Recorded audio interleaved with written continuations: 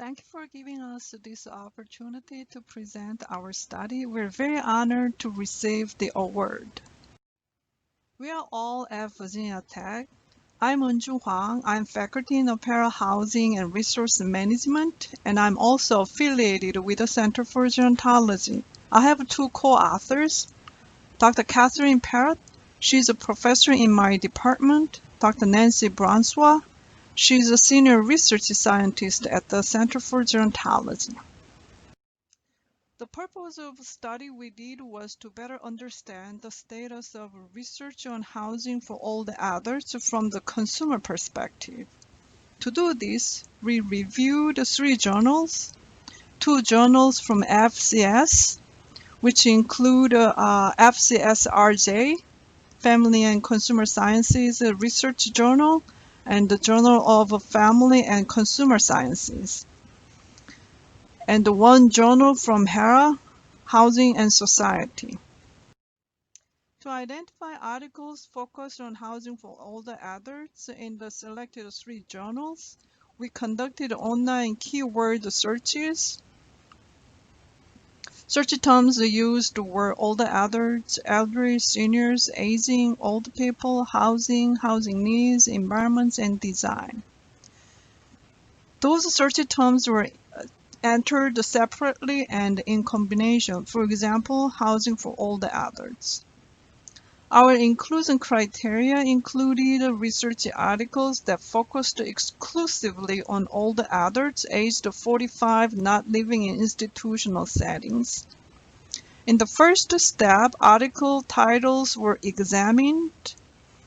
In the second step, abstracts were reviewed to determine relevancy for inclusion. We included articles between 2001 and 2018. So overall, over 300 articles were identified, and ultimately 27 articles were selected for full review. Four themes emerged: housing behavior, perception, policy, and design. Regarding housing behavior, most studies look at aging in place, staying at home longer.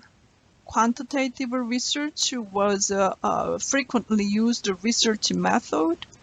Home modifications for aging in place, connecting home with the services, home technology for aging in places, those are subtopics under housing behavior or aging in place.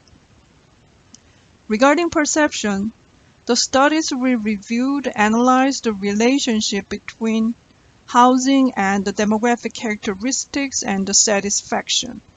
These studies frequently used theory and used quantitative research method.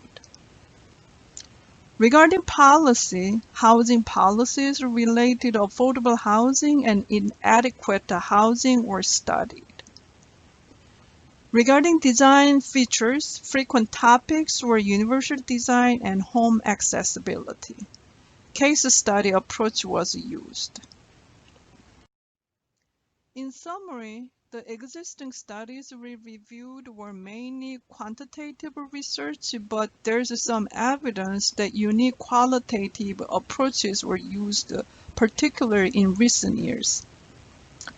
For future studies, from consumers' perspectives, we suggest research questions related to home modifications, assistive technologies, cultural and racial differences, and successful housing policies for aging society.